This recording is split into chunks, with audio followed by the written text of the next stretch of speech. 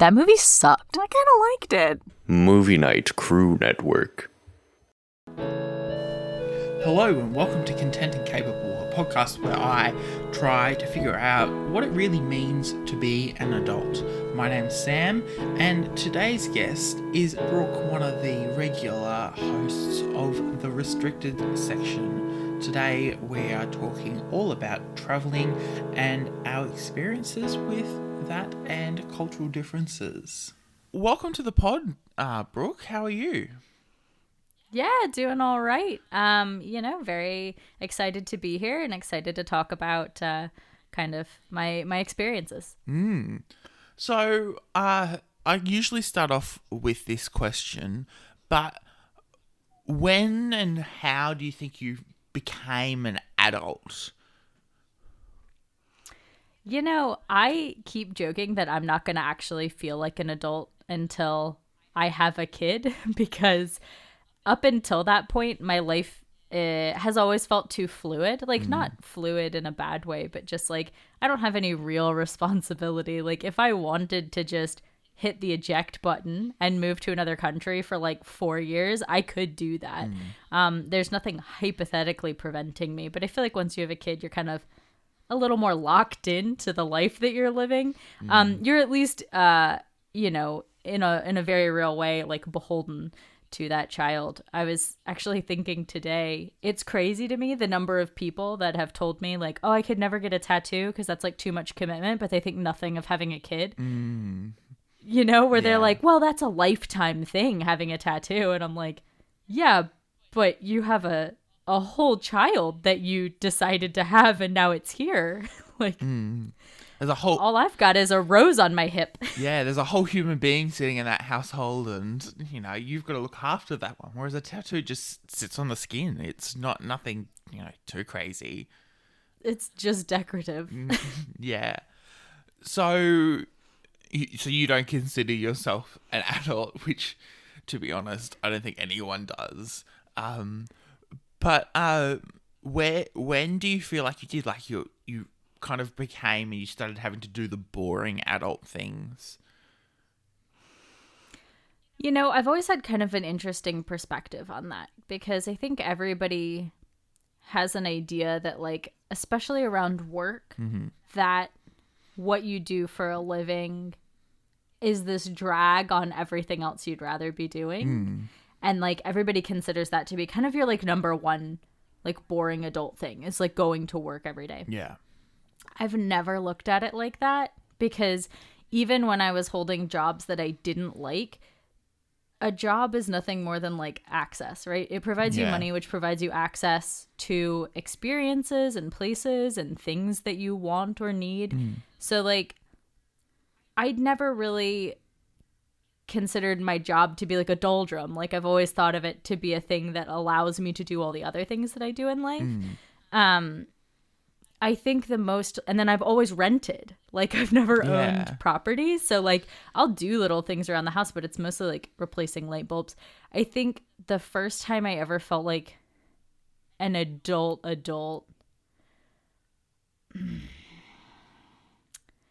gosh, I just really don't know. Like, I don't consider anything in my life to be particularly dull or particularly mandatory. Like, I did things today that I think, people would consider dull and boring. Like, I repotted some plants and I, did some, like, maintenance around the house. But, like, that's all stuff that's going to make my life better in the long run. Yeah. So I don't consider it to be that terrible to have to go through.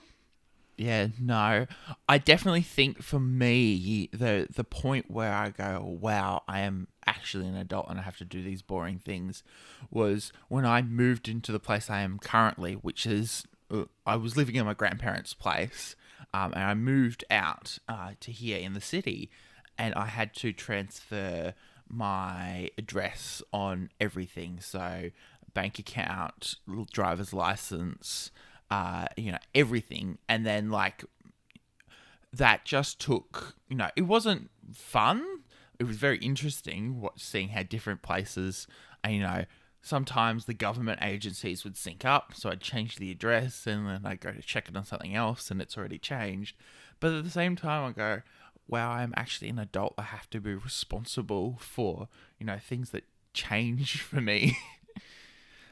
I was gonna say, if anything, like, so I had a really soft entrance to adulthood because I went to university for 4 years. So I was kind of living in dorms or living with other students, and like, I wouldn't consider my life to have been particularly real at that point in time. Like, I had a max of 6 hours worth of like committed class time a day, and that was like on a busy day.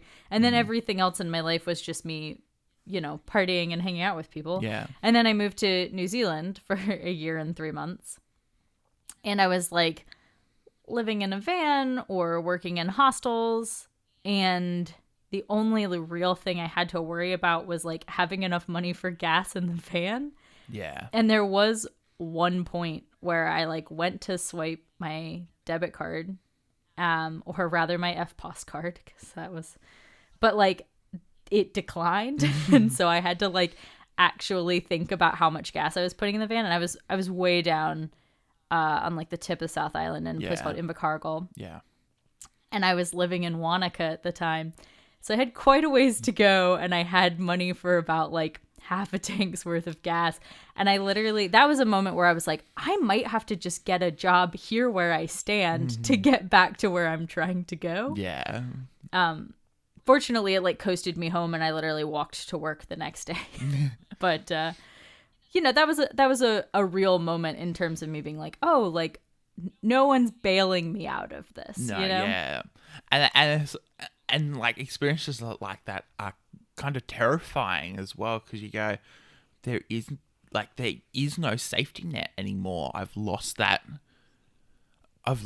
kind of protection of, your parents are still there, but at the same time you're going, well, I don't really want to rely on them for the rest of my life. Yeah, I mean, my parents have always been pretty supportive. Like, they've always definitely been like, oh, you can always come home kind of deal, which is nice. But also, like, that doesn't hold up quite so much when you're in another country halfway around the world. Yeah. Just because getting home in and of itself is a difficult thing. So, but I don't know. I never found it that scary, I guess. Yeah. I've always found it really exhilarating to be in a bad situation, with some notable exceptions. But, something like that where it's like, oh, like, I don't know if I'm going to be able to figure it out. I don't know. I kind of see it as a problem to solve. And that's the reason why I was always well suited to travel, as opposed to some of my friends that have tried it and just been like, oh, it is not for me. Wow. Yeah. I haven't really had a choice in terms of travel. I was trying to think about it, because you said, some of your friends turned around and said, nah, travel's not for me. I don't think I've ever had a choice. Because I live in Australia and everything is so spread out, if you aren't used to traveling, then there is no way to be able to, have like a really interesting life. And for me, my first experience of traveling by myself, I was 13, and I flew down to a place called Albury, on the border between New South Wales and Victoria in Australia, and it's 2 flights. You go via Sydney down, and I was flying staff travel because my father works for the airline, and so there was that worry I wouldn't get on the plane, and B, there was that I'm traveling by myself. I have no idea what I'm doing, and I'm expected to be an adult and like responsible. And then I'm also representing the airline, so I've got to hold up this staff code of conduct.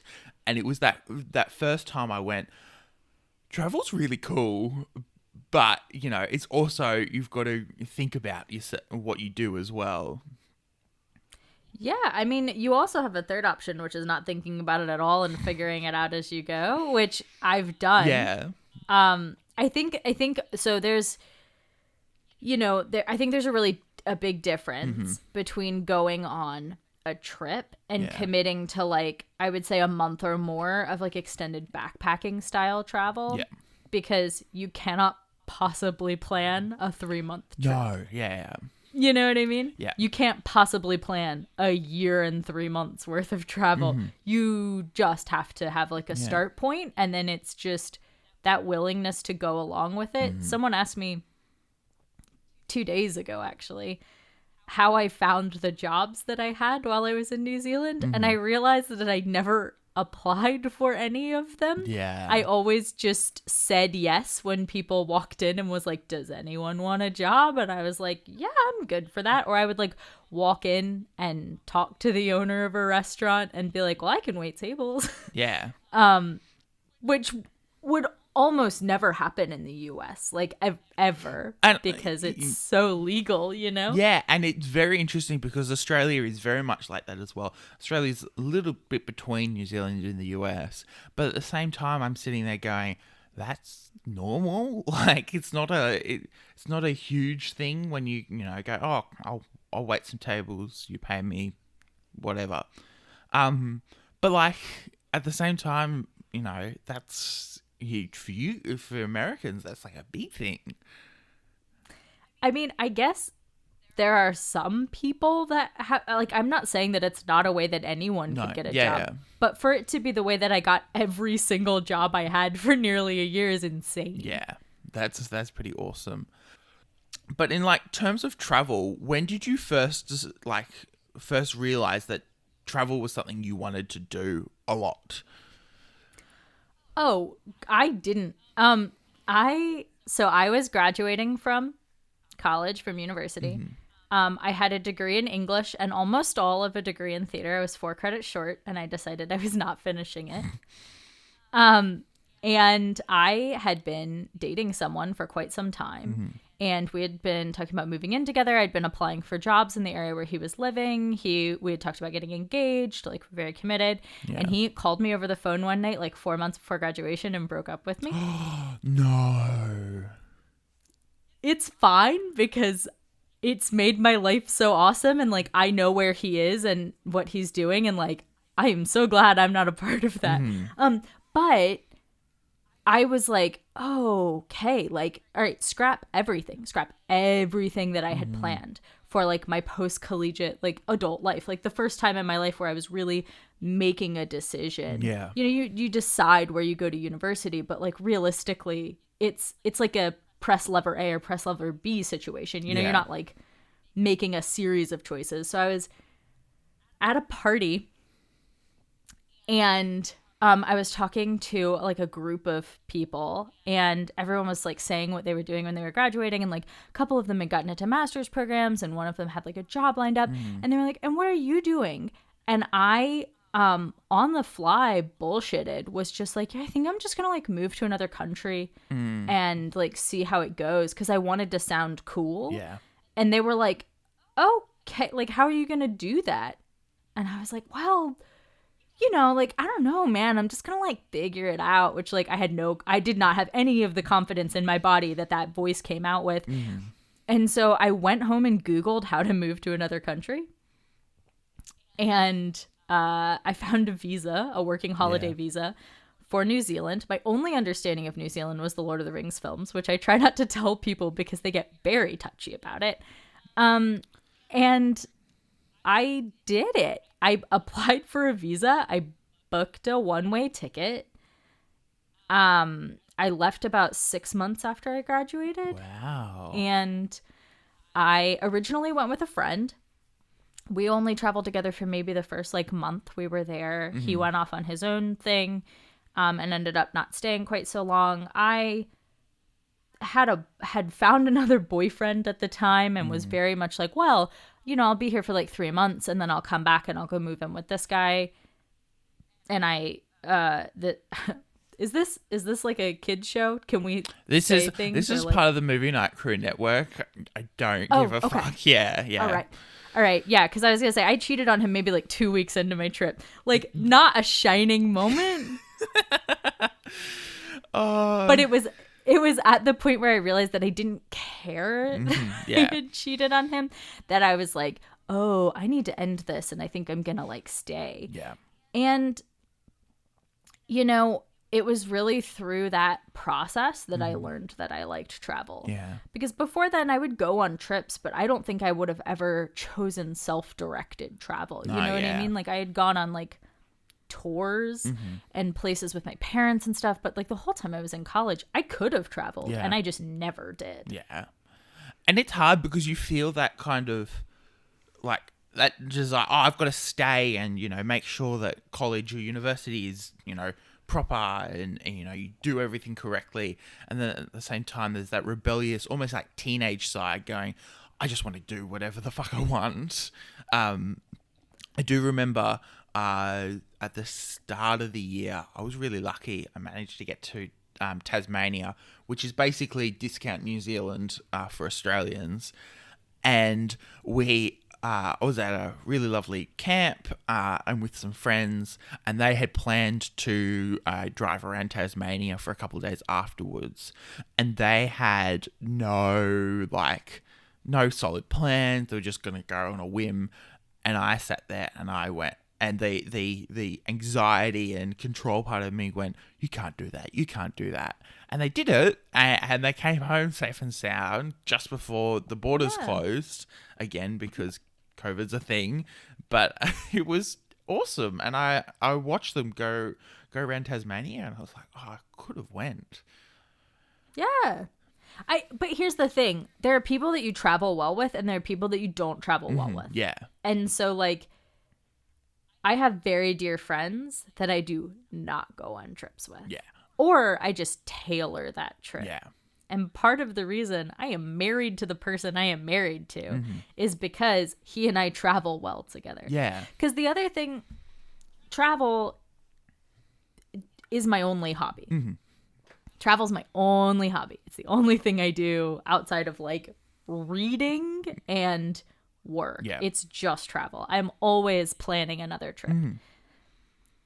It's a terrible hobby if the person that you're with doesn't support it. Like, it was an issue when I started dating in an adult way where I was like, well, I'm, you know, after I'd kind of established myself a little bit better, where I was in a situation where I was like, okay, I'm going to start dating people with the understanding that one of these might be the person that I marry, whereas previously I was just really fucking around. Yeah.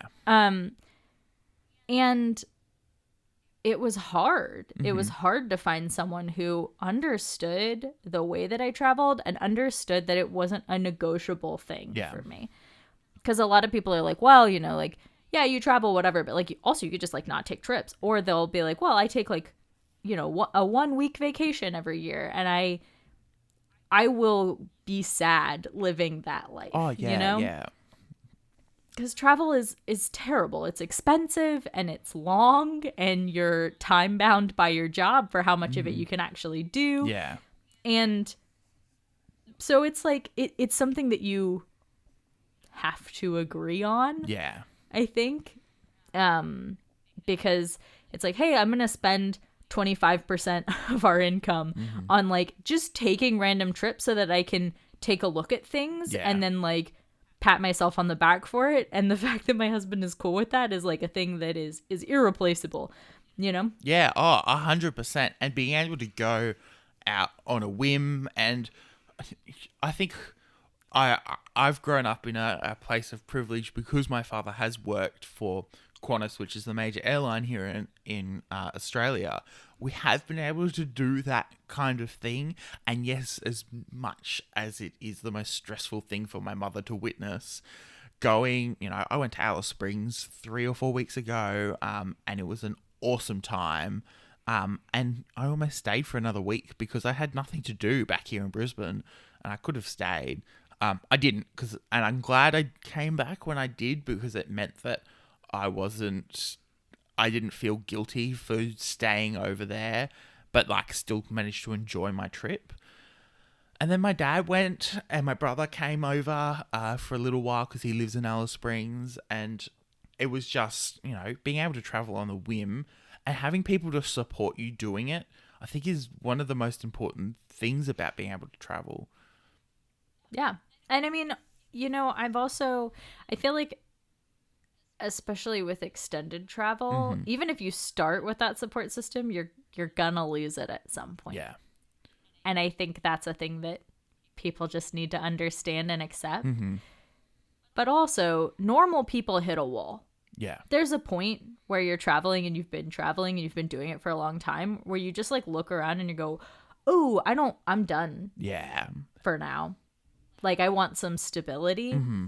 And maybe, you know, going back to your first question, that was kind of the first adult moment for me, where I had been traveling for 2 years, because after New Zealand, I went to California, and then I was just living in a van in the US, and then eventually made it back to Richmond, where I live now, and I have lived since. But I hit a point where I was doing all the same things that I had been doing that had made me really happy for a really long time. And I had a real reconciling moment with me where I realized that I wasn't happy with it anymore. I wanted stability. I wanted a job that led somewhere instead of just a thing that I was doing for money. Yeah. I wanted a really stable support network. I wanted friends that didn't change, friends that I was going to get to connect with on a deeper level. I wanted a partner. I wanted to be a little bit more adult, a little bit more stable. And when I hit that point, I gave myself 3 more months of travel, and then I really settled down.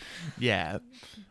It's always good to know where your limit is as well, and go, okay, that's where my limit is, and I can go all the way up to there, and then I've got to come back and let things settle a little more. But I think it is scary. I think it's scary, but you do meet people when you're on the road who have just been doing this their whole lives. Yeah. You know, they're 60, 70, and you kind of talk to them about their life, and they've got all these stories, which is great, but then they've got no sense of place. Yeah. And they ultimately don't have a sense of person, I find. Because who they are is defined by quippy stories instead of connections and a built sense of like self and meaning in the world. Oh yeah, and and that's one of the downsides to travel. You don't have that stability to be able to create those connections and that sense of identity. You have to let yourself be defined by your environment, which is very dangerous sometimes. Yeah, I mean, it's also fun, right? Oh, like, yeah. you can try out different identities while you're traveling, really. Like, every time you show up at a new place, people are like, oh, like, what's your name? What do you do? It's like, oh, I'm Brooke, and this week I'm a writer. Yeah.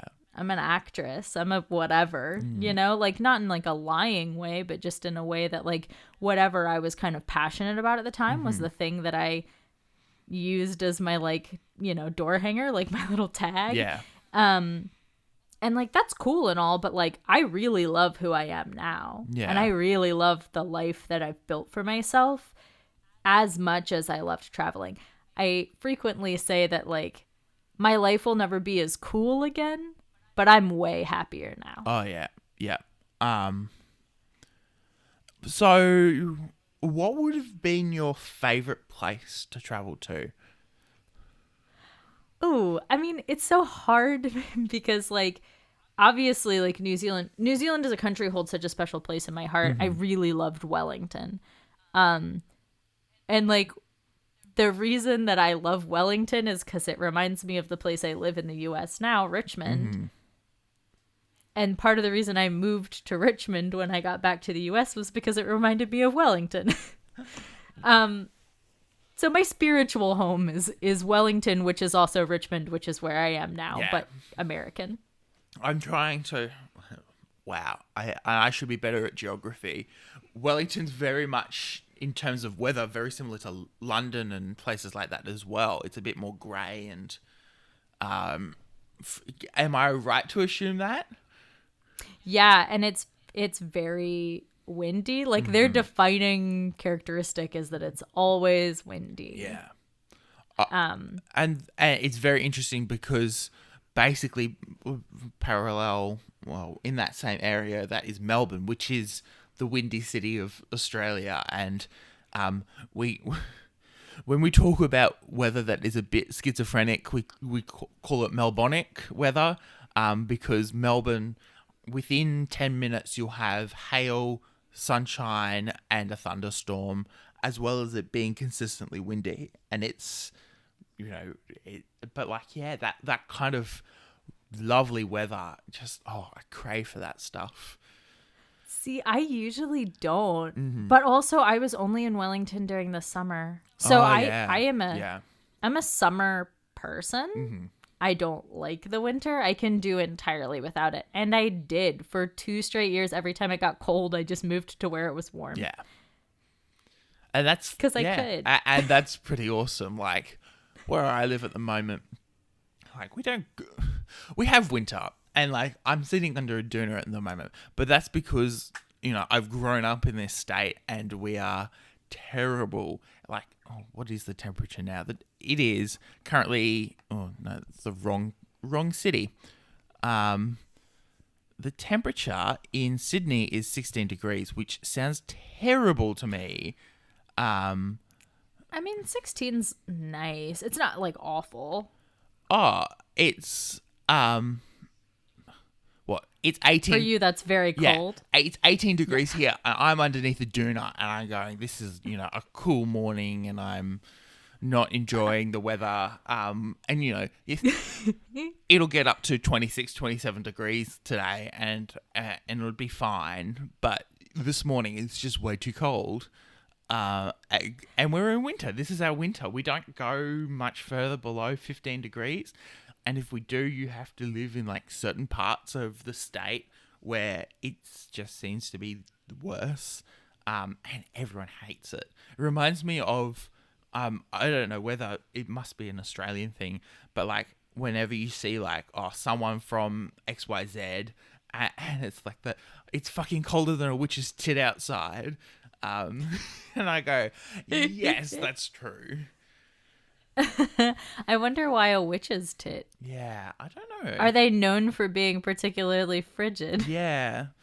But it's definitely like that. You as soon as we have our first cold day, which is usually around mid-April, everyone gets out their jackets and jumpers and long pants, and then we get to Anzac Day, which is the 25th of April, and it is usually the hottest day before we go into winter.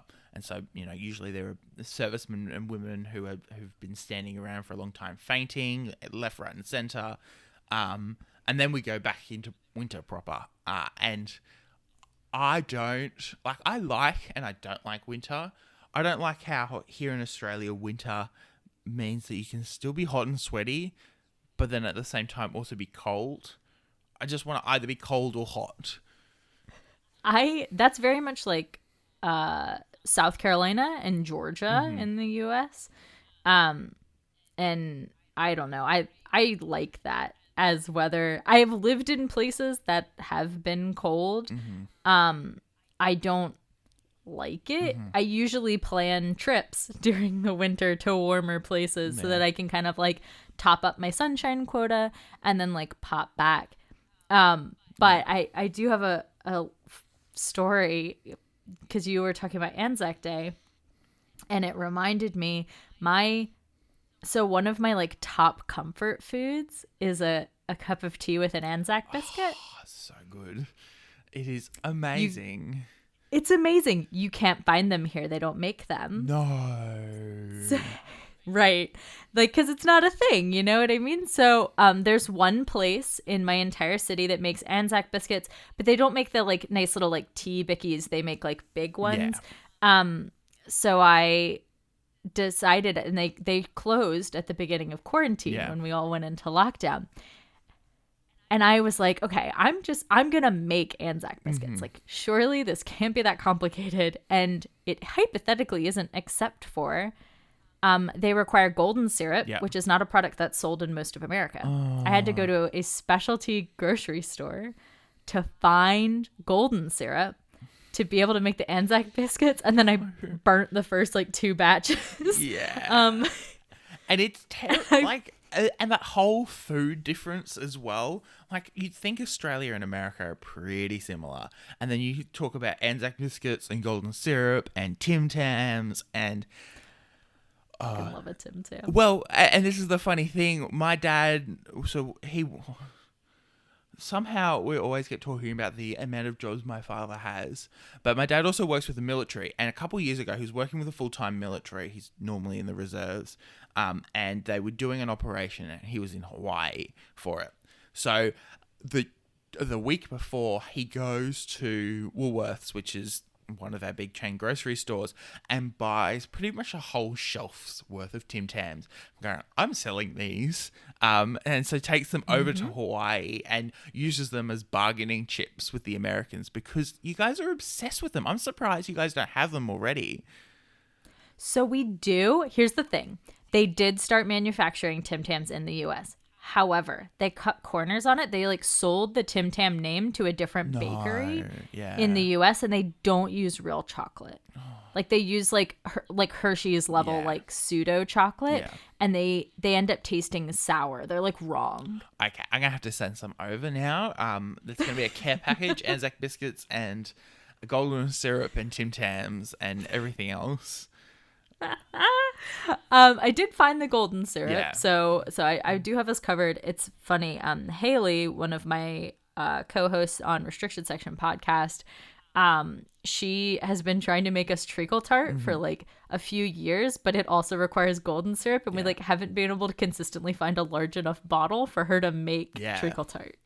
It's golden syrup is one of those things where I'm surprised you guys don't have it because it is just pure sugar, but like so good. I could eat it. So we eat molasses, which is similar but different. And because of the popularity of molasses, anything that would hypothetically be made with golden syrup there is just made with molasses here. And so I think it's just like it's too close of a product because y'all don't really use molasses. No, but we still have like versions of it. I'm trying to think what it's called here in Australia. I think it can't be treacle, but there's something similar. So they sell the big sweet manufacturing company. One is the golden syrup's in a red container, and then the other one, which is more molasses like, is in a green container. And they sell them side by side, and so people use them because the other one's a bit more bitter, so they use that one for less sweet things. Oh, and then there's the other thing, which is y'all don't really do maple syrup. No, it's either pseudo maple syrup or we have to import it, and it's not right. Yeah. So like I know when I was in New Zealand, everyone would put like golden syrup on like pancakes and stuff like that, and like in the U.S. that's gonna be maple syrup 100% of the time, and so because of that, you kind of I just think that like golden syrup is a thing that we should hypothetically be able to get, but I think the extended period of time in which we were just functioning in a world that we had other options has created enough of a gulf that it's never switched over. No, we've gotten recently a whole bunch of Costco's have opened up all throughout Australia, which everyone is obsessed with, except for the fact that it is so American that like you end up eating more food because of the amount of food you have to buy something.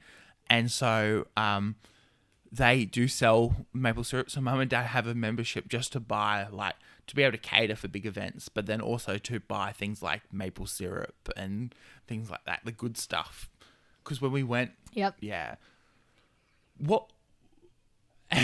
And, you know, it's very weird sometimes. I sit at home and I go, I can't actually eat normal maple syrup. I don't like the taste at all. Really? Yeah, I don't like it. I prefer the fake stuff that's full of sugar.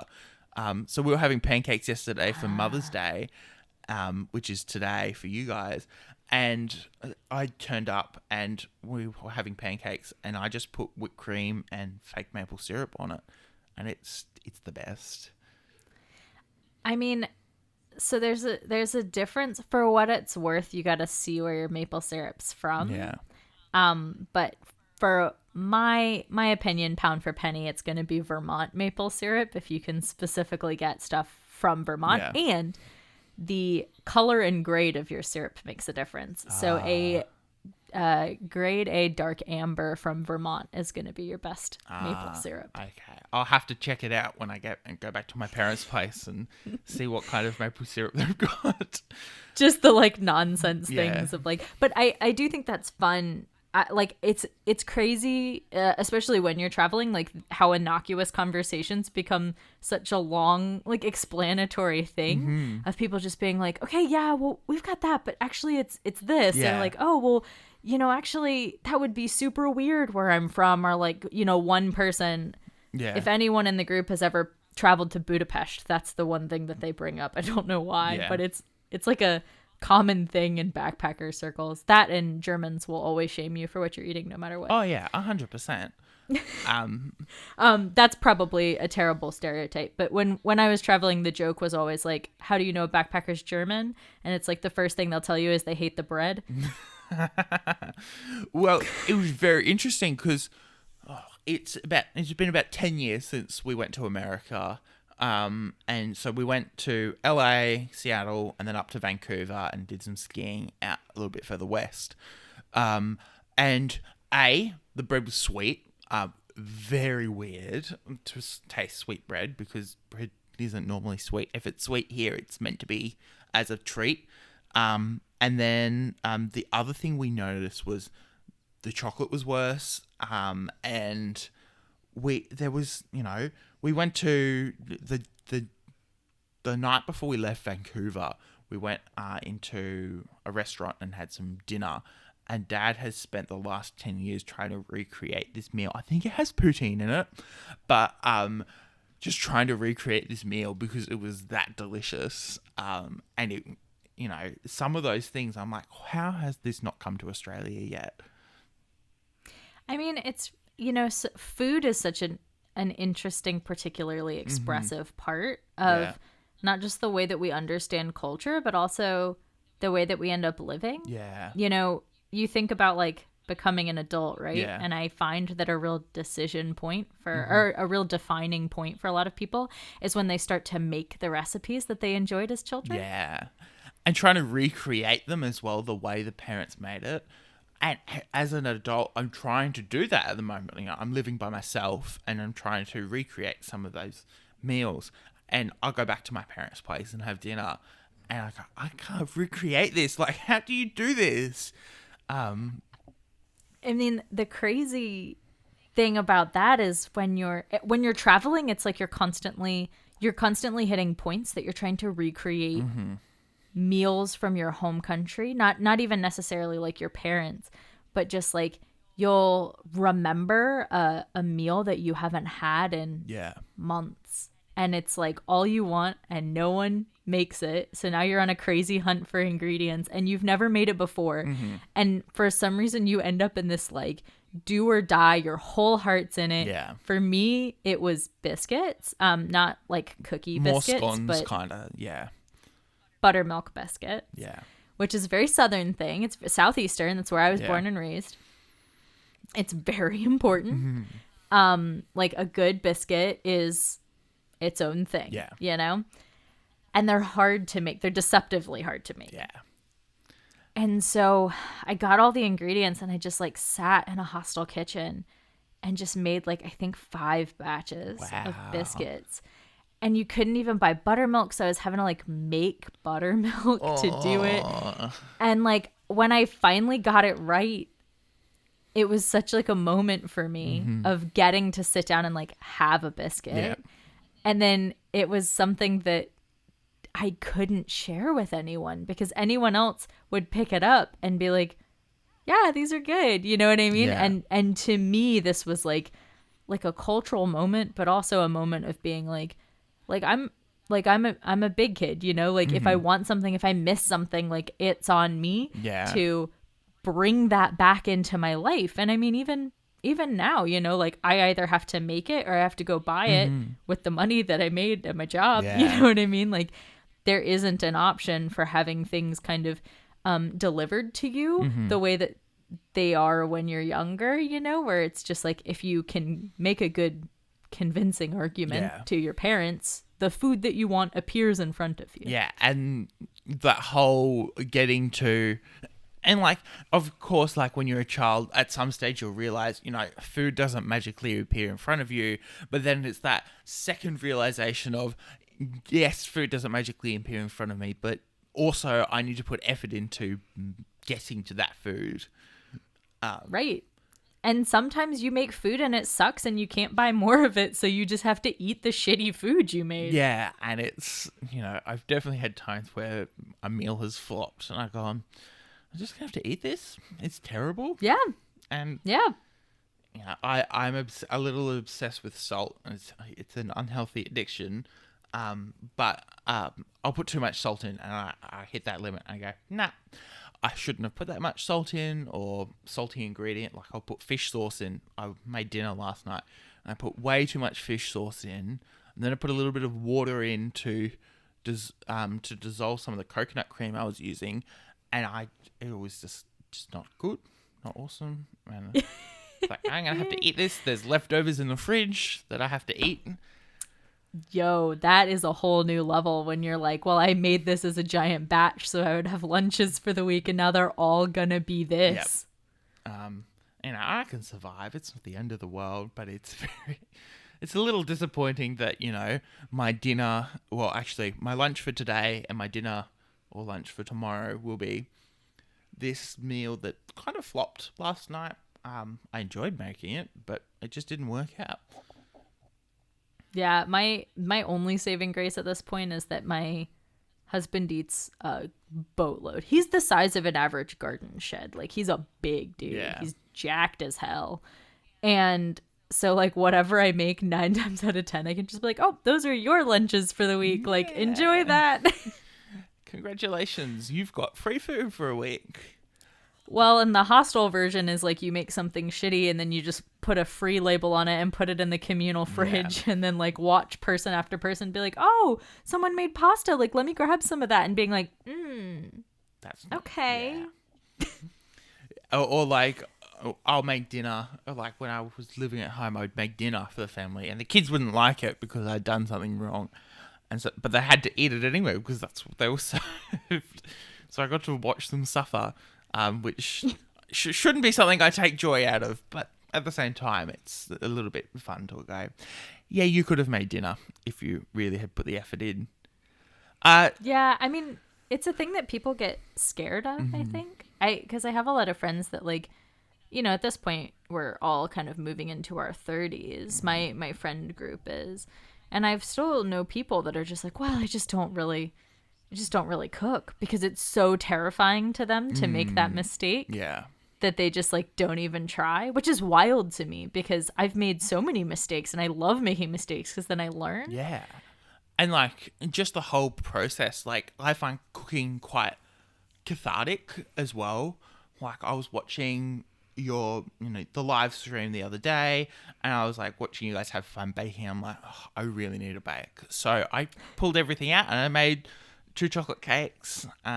Yeah, they looked great. Yeah, they weren't perfect. I think I overmixed it once the flour had gone in, but I handed them out to my friends yesterday and they seemed to enjoy it. So no one hates brie cake. No, especially with chocolate icing. Where have you most recently traveled to? Where have I most recently traveled to? I guess Puerto Rico. I was in Puerto Rico back in February.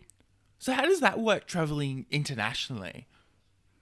So Puerto Rico is not international. Oh, sorry. It's a U.S. territory. Why did I? That is terrible of me. Okay. Yeah. No, it's okay. It feels international, Yeah. right? Because it's like it's not a state. It's it's not a state. The primary language is in English. Like it's culturally its own thing, but it is technically a U.S. territory, so there are no travel restrictions. So I was able to pop down there for about a week and then come back.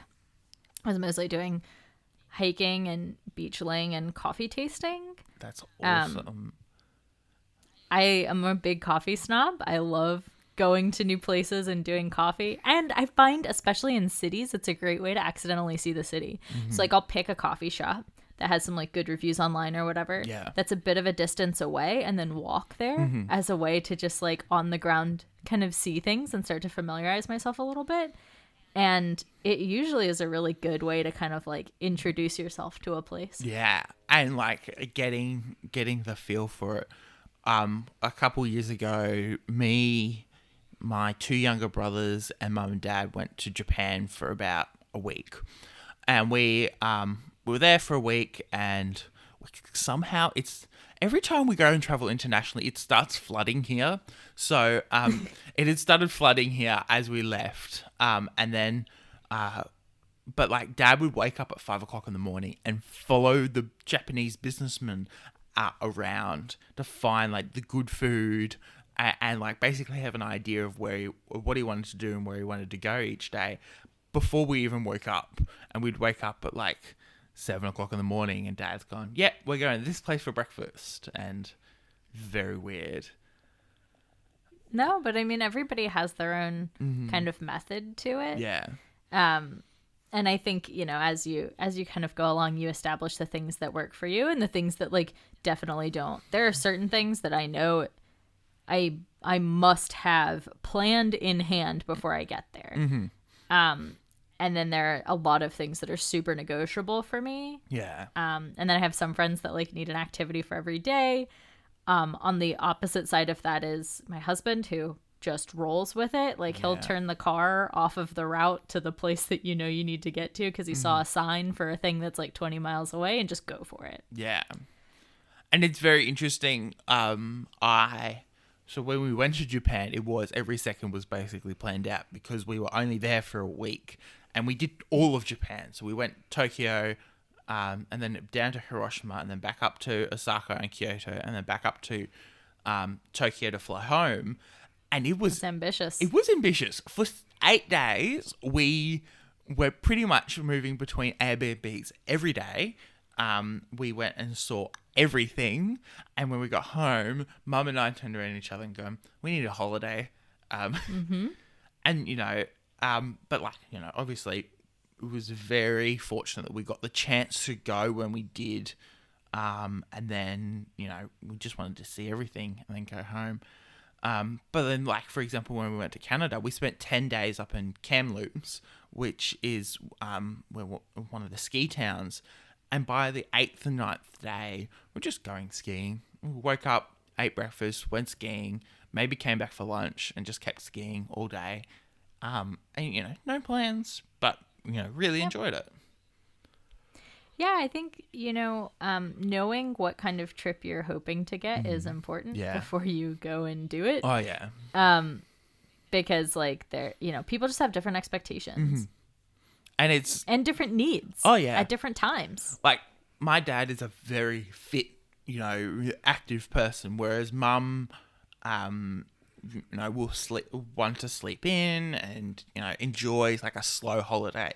So watching the two of them battle it out for the kind of holiday we have is always very funny to me. It's never gotten bad, but sometimes I turn around and we've gone Mum stuck with us on a camping trip while Dad has had to go back to work in the middle of summer. Everyone's sunburnt and miserable, and Mum's pregnant with another child, for example, and it just, sometimes you turn around and go, yeah, I think Mum should have won this one, but somehow Dad did. I love a good camping trip, though. I think they are the most relaxing type of vacation.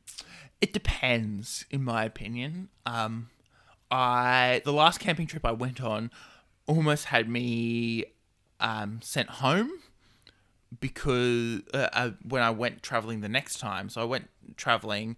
We went camping as a refund for an Easter trip that we were supposed to go on last year. Came back, had a couple of weeks of classes, and then went to Alice Springs. And as I was flying to Alice Springs, they had an outbreak where we went camping. And so they had to ask me all these questions. And luckily, I'd left beforehand. But it was very terrifying going, oh, yeah, no, there are consequences for me going, camping. And then going to bed with the sun. Oh, the beach and just having to. I've had a really weird relationship with the beach. You'd think as an Australian, I'm all for it. And it's very interesting because my brothers are going through this at the moment. The amount of effort that is required to go to the beach, and like then you have to come home and have a shower and clean all the sand out. It's like you get to a point where I don't want to go to the beach anymore. And then turn around and as an adult going, I actually need to enjoy this, and I need to enjoy the beach. So you force yourself to go and do this thing that makes you actively uncomfortable to like enjoy your holiday or the beach. I just don't do things that I don't enjoy. Ah.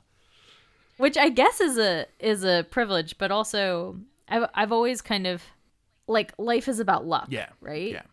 But I always say you have to put yourself in a position to get lucky. Mm-hmm.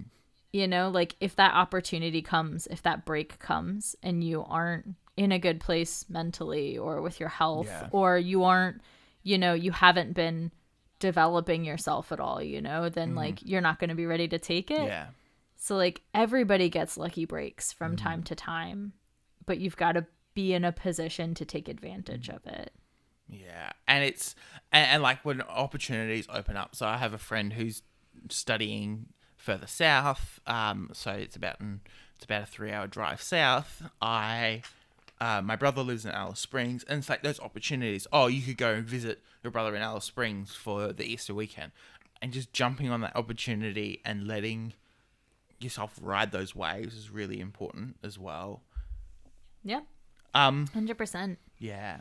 It's very weird sometimes as well because you go, I got stuck I had to quarantine when I went to Alice Springs. Oh, wow. One day I'll sit down and rant about health systems because somehow they gave no one the memo that we had to go and get tested and quarantine. And so I arrive at the airport. I'm the first one off the plane because I managed to score business class. And I first went off the plane. It's 9:00 in the morning. I've been up since 4. And they turn around and go, you've got to get tested and quarantine until you return a negative test. I go, well, I can do that. And then I get tested the same day. And the negative test doesn't come until like 3 or 4 days later because I was that far rural. And I was like, and there was a point of a couple hours where I turned around and go, I may as well go home. There's no point in me being here anymore. I've ruined everyone's holidays because I've had to quarantine. So I was staying with my brother. I had to quarantine, and he couldn't work, and his boss who picked me up couldn't work, and I felt terrible. But then at the same time, after I tested negative and went out and enjoyed, Alice Springs is where my father grew up, and I hear all these stories, and every time I go with him, there's an agenda, and you don't get to see a huge amount. So just being able to be a tourist and just enjoying it was amazing, and I would go back there in a heartbeat if I could. That's a unique take on Alice Springs. A lot of people are not fans. Really? Oh. Yeah. Like, it's got a reputation for being, like, a very dangerous place to be. No.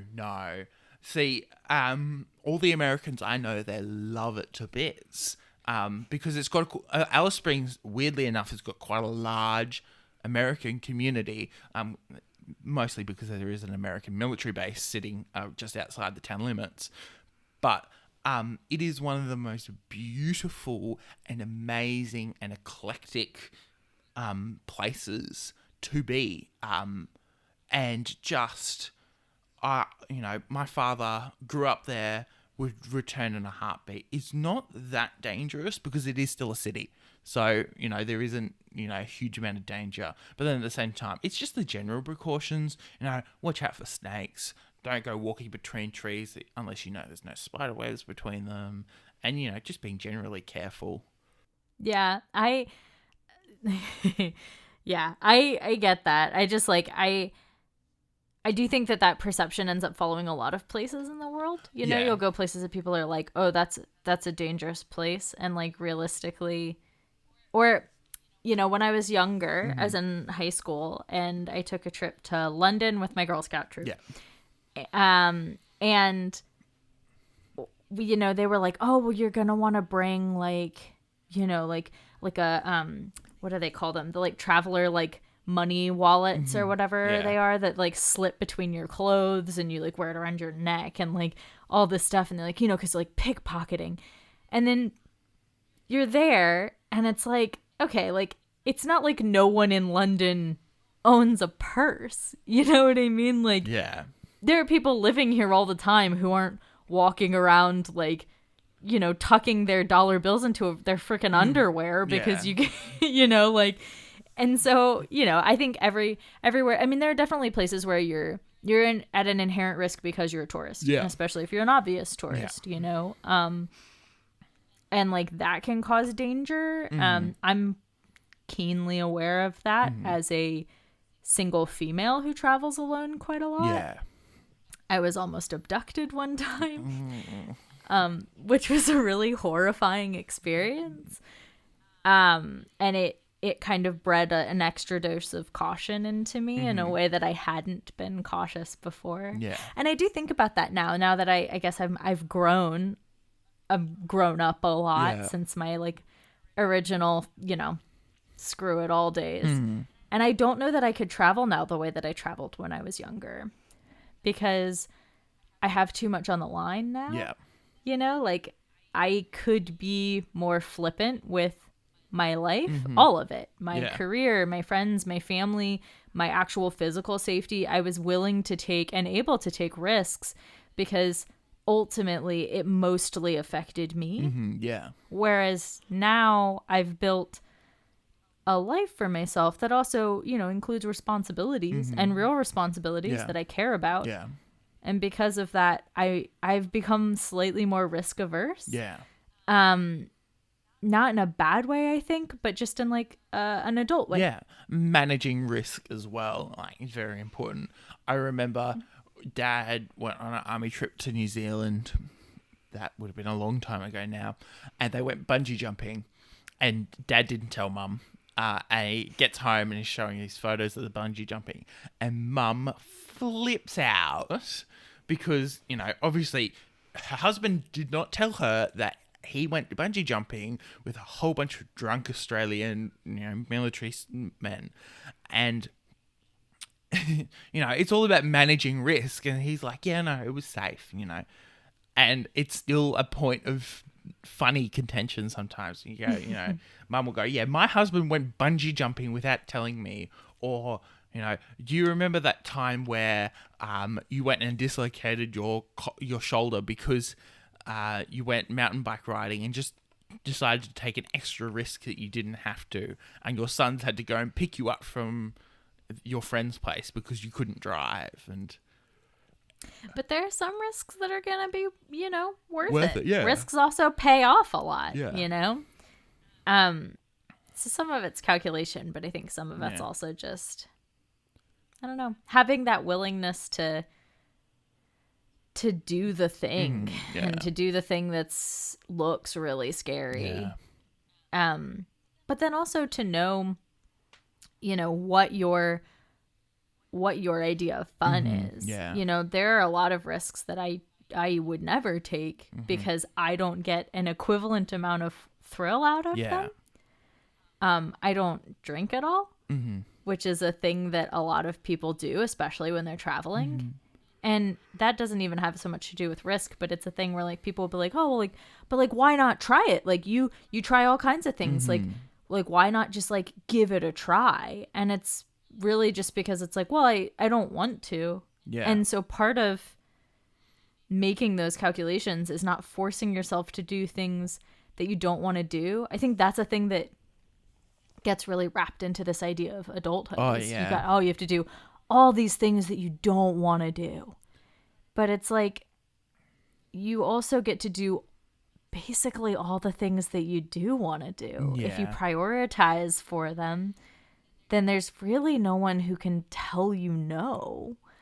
And so like I think that, you know, you for the trade-off of shopping for groceries every week, you get the ability to decide on a career or buy a car or be someone who gets super into collecting sneakers or whatever.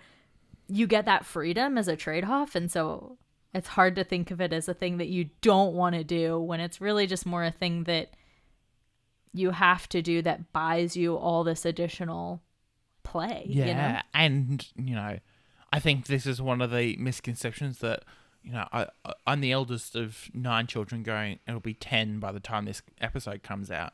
And that's like a kind of misconception that children have where, you can do just whatever you want, but you do have to also face the consequences. So it's learning where that line is. Yes, I can do this, but then like the consequences afterwards, or I have to pay this off with something boring, or, something quote unquote adult that you have to do. Yeah. I think, it's interesting talking about like kids because I think one of the things that really freaks adults out, and I get a huge dose of this because I've been in artistic communities most of my life, is this idea of growing up and selling out. Yeah. Which is an insane concept. That's the dumbest thing that anyone can tell you, because there is no such thing as selling out.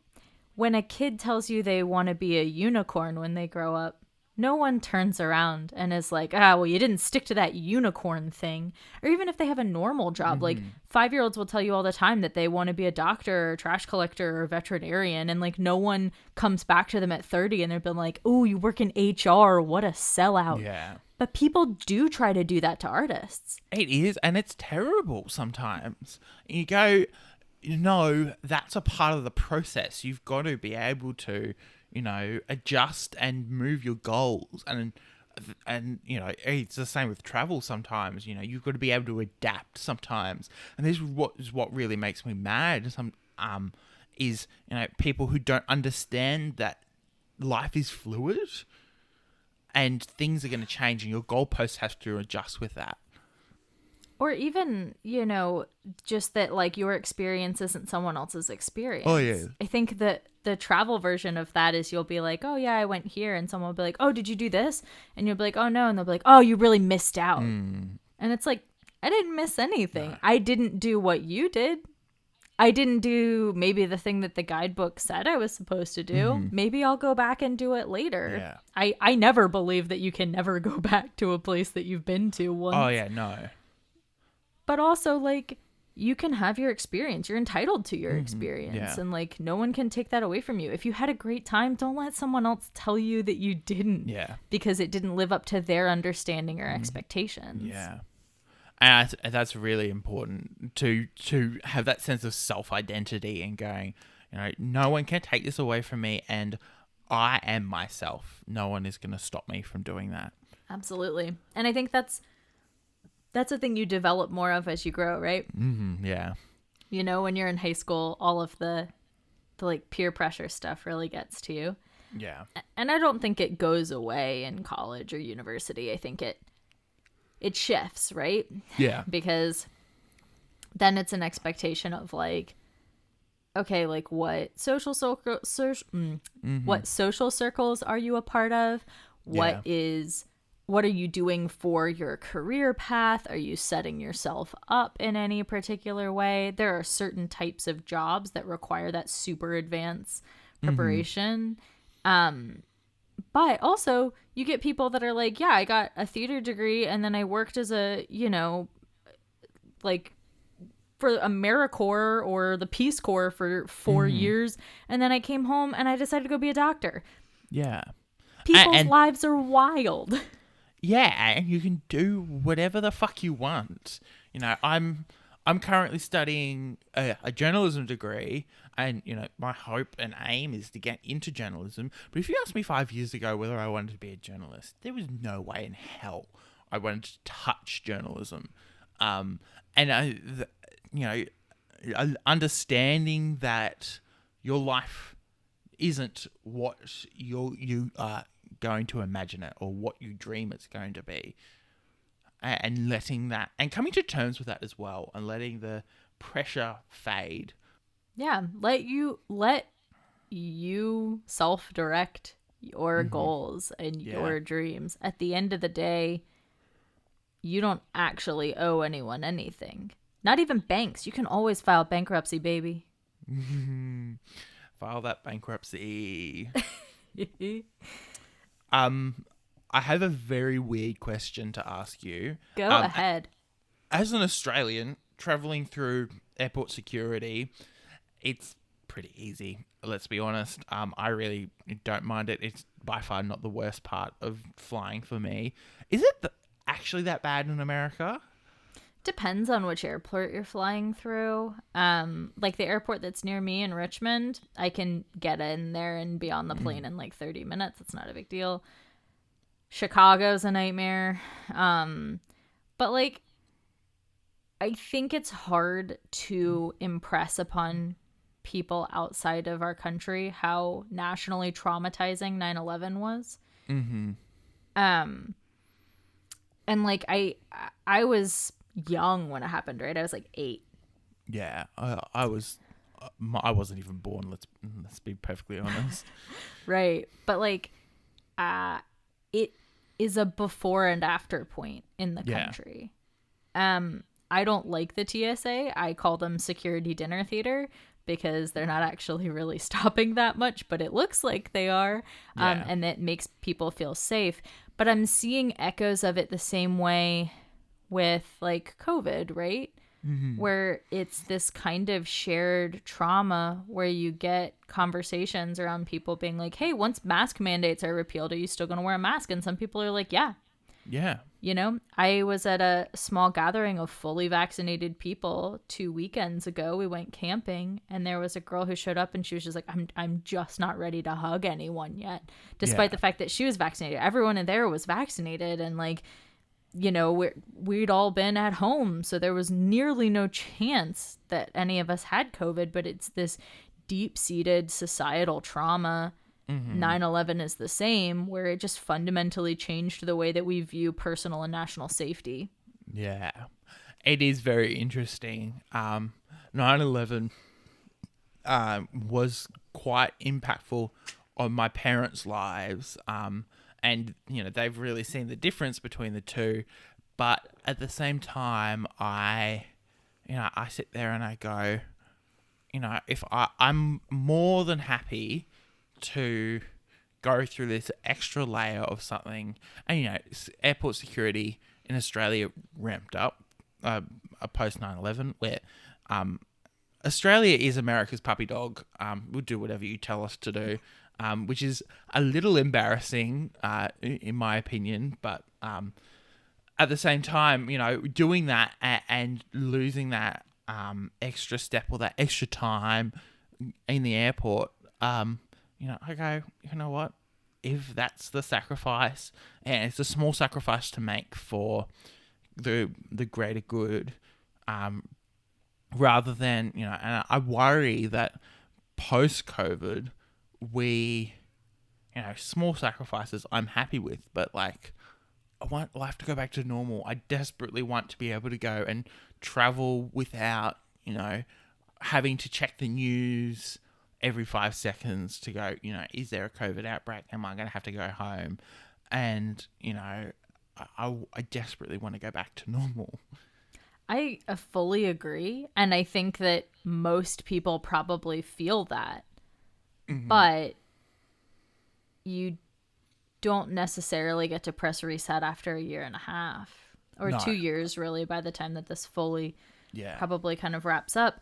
And it's maybe just been that I've had quite a few like transformative moments in my life that I've either lived through or that have been transformative for me personally, where like I don't feel that mourning the past is productive. No. You know? And neither is pining for it. But I feel that there's great value in choosing to find joy in the present.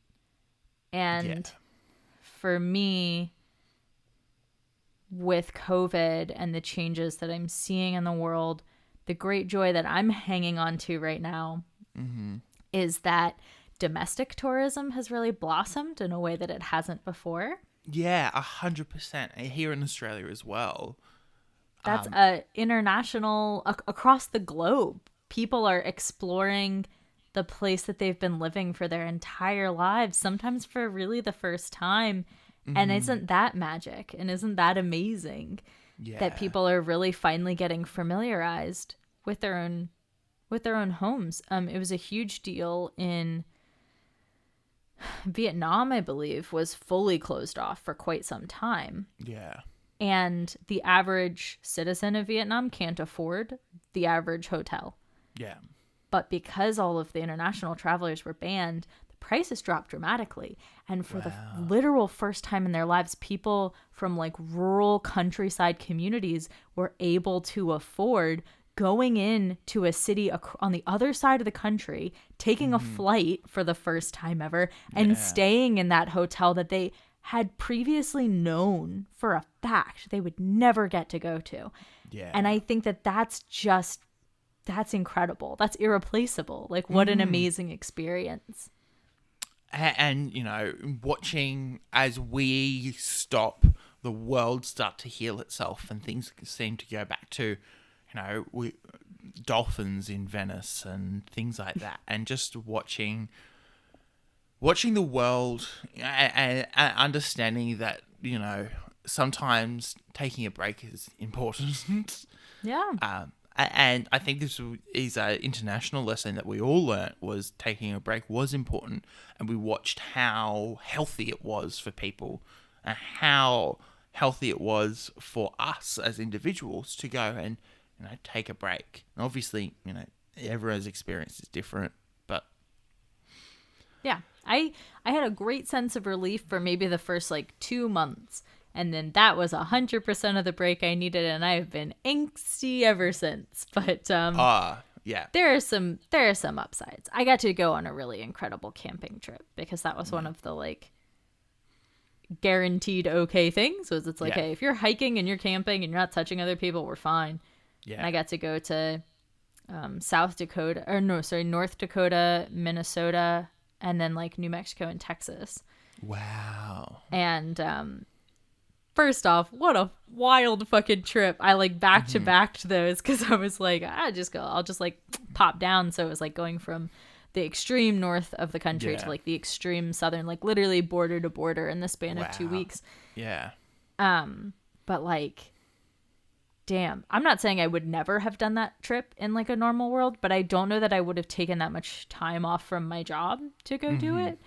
But I had the opportunity to, and I took it, and like, it was really amazing. It was really freeing. Yeah. And I think that is very important. And I really hope that continues beyond COVID times. You know, and looking here in Australia, I don't think COVID will be finished until this time next year. But, you know, being able to go, A, knowing when you need a break, B, you know, letting yourself explore your own backyard and looking at yourself instead of looking out, and then C, you know, jumping at new opportunities like, you know, that awesome trip. Yeah. I mean, you know, I do tourism, so I have a particular lens that I view the world through. Yeah. But I think that's one really big positive, because I had never seen much of the US when I came back from going to New Zealand. Yeah. And when I came back, I committed to pushing myself through going to every state and every national park. And I was hoping to do that before I turned 30. COVID put a dent in that. I will probably do it within my 30th year before I turn 31. That's awesome. Yeah, I can't believe I did it. But I mean, I guess I'm not there yet and should hold my tongue. But like, I did that because I had traveled all over New Zealand, you know, and I would run into people where they would be like, "Oh, you're from America. I've been to America. Like, I love LA." And I'd be like, "Oh, cool. I've never been to LA, but I'll take your word for it." Yeah. And I was like, I wasn't embarrassed by that, but it really like made me realize that like I didn't understand my own country all that well. Yeah, and like, it's very interesting because, you know, you and I live in such geographically large countries. You know, it requires quite an effort to, you know, have visited most of the major areas in both those countries. Well, and to you go. I was gonna say, and like beyond the major areas, what really has been particularly transformative for me has been going to all the places that people don't go to. Especially with how particularly divisive U.S. politics has been for the last few years. Having the experience when we were going into the 2016 election where Donald Trump was elected, having recently had that experience of going through like rural Iowa and having that as a point of reference versus my friends who have really only ever been to cities and like maybe they've rented an Airbnb in the country for like a weekend, but like they couldn't wrap their minds around why anyone didn't think like them. Yeah. And, you know, for me, it was just not very, it was not that I necessarily, you know, like signed off on it, but I just think I understood it. Yeah. In a way that they couldn't because they hadn't been there. They didn't know, they hadn't seen, you know? Yeah. And I suppose that this whole domestic travel will help us understand each other a lot more. And I suppose it's really important with making sure we all understand each other and respect each other as well and understand where we're coming from. Because oftentimes you might be so stuck in your ways that you hear someone else's opinion and go, I cannot fathom how, you know, other people are thinking that way. And then, you know, traveling through rural Iowa or, for example, you know, having relatives who work in the mines here in Australia, you know, knowing that, you know, the reason why they vote XYZ is because of their life experience and where they live. And the way that, you know, the way that they vote might directly affect their lives in a way that the way that you vote doesn't. Mm-hmm. Yeah. And I just think it's hard. You have to intentionally gain that perspective. Yeah. And intentionally be looking out for it as well. It's, you know, it's very eye-opening sometimes. I live with my grandparents who are quite conservative for 6 months. And it was very eye-opening that the way that they thought was completely justified. Everything that they said was completely justified. But then there was that, you know, and, you know, made me understand where they were coming from. But, you know, I couldn't agree with them because the way that I thought, the way I justified that was completely different to the way that they justified it. Yeah. I find that outside of notable exceptions, more differences come down to life experience and alternative perspectives with similar goals. Like, I don't think outside of, you know, some notable exceptions like actual KKK members, like no one actually wants what's worse for everyone around them. It's just that people define what's best very differently. Yeah, and we have to respect that and not delegitimize their humanity for, you know, just cheap political points. Yeah, I agree. Anyway, thank you very, very much for being on the podcast. Where can people find you? Where can people find you on the internet? I am Brooke Matherly. You can find me on Instagram at Passion for Parks. You can find me on Twitter at Grumpy Brooke. And if you want to hear more of my voice in particular, you can find me on the Restricted Section podcast, which is a Harry Potter podcast, or you can find me on the Movie Night Crew podcast, which is a chaotic nightmare of a bunch of friends yelling at each other about film. I love the Movie Night Crew. It's my favorite. Yeah, it's one of my favorite podcasts to listen to because it's very, very, very chaotic, and you know you can just let the chaos reign. Very funny. I love that podcast in particular. Yeah. Is there anything you want to plug? Any books or movies or TV that you have read that you? Yeah, I recently finished a book called The Lost Apothecary by Sarah Penner. It's her debut novel. It's a historical fiction work of ladies helping ladies murder dudes. And it's absolutely fun. It's just a fun read. It's well researched. It's really intelligent, interesting female characters, which I always appreciate. So definitely check out The Lost Apothecary, Sarah Penner. Sarah Penner. That sounds very interesting. I do like ladies helping ladies murder men. I am Samuel O'Brien. I'm your host. Woohoo! You can find me on Instagram and TikTok at sam.the.journalist, and on Twitter at samobjournalist, because Twitter hates long ats, which I just don't understand.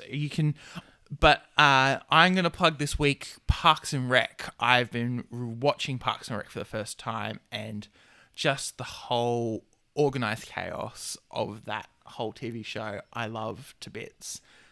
Very representative of my family. Wait a second. I'm going to check that. Well, that's fixed. It's the fire alarm just going off. There is no smoke that I can see or smell, so it's very... Well, best of luck. May God have mercy on your soul. Yeah, well, I did almost set the house on fire the other week. Everyone's almost set the house on fire at least 9 times. Thank you so much for being on the podcast. Thank you for having me. Thank you for listening to Content and Capable. You can follow the podcast socials at Content, the letter N, Capable on Instagram and Twitter. You can send a super boring email to us through contentandcapablepod@gmail.com. The art was done by Opia. You can follow them on Opia_art on Instagram. Opia is spelled OPIA. Feel free to message them about making art for your project. Our music was written, recorded, and edited by Nora Strauss-Riggs. You can find Nora at Kane_I, that's I as in the body part, on Instagram and Twitter. Feel free to message her about making music for your project or editing your podcast. I'm proud to be a part of the Movie Night Crew Network, which features the Restricted section, a chapter-by-chapter Harry Potter pod with lots of spoilers all the time. The Movie Night Crew join some friends as they react to some terrible, some meh, and some really great movies. Fandoms Gone Wrong, a show that discusses all things fandoms. Of the Eldest Gods, a chapter-by-chapter Rick Riordan pod full of myths and legends. And My Cabbages, an Avatar podcast that follows the true hero of Avatar The Last Airbender, the Cabbage Cart Guy. Coffee, tea, honor, cabbage. Long ago, the 4 elements lived in harmony. Then, shit went totally cray when the Avatar attacked. Only the Cabbage Man, merchant of fine cruciferous vegetables, could stand against his trolling. But when the world needed some dank veg, he vanished. 10 years have passed, and my partner and I have started a new podcast. My Cabbages! An Avatar podcast. A weekly show about Avatar The Last Airbender. Whether it's Sokka's new line of cologne... Hey, look at you, sitting there on a seal. Well, now look back at me. I'm on a even bigger seal. Now look away. D&D related antics. You have to make an acrobatics check for that, and Aang just unzips his pants and whips out his D20s. He's just I got this. Or randomly breaking into song. Go bending waterfall. We'll stumble our way through the greatest show ever made, one episode at a time. You can reach us at CabbageCast, which is our Twitter, or subscribe wherever you catch pod. Rotten cabbages? What kind of slum do you think this is? Content and Capable is a podcast all about answering the question, how do you adult? Don't forget to rate and review it on your favourite podcatcher, and I will see you next Monday for another episode. That movie sucked. I kind of liked it. Movie Night Crew Network.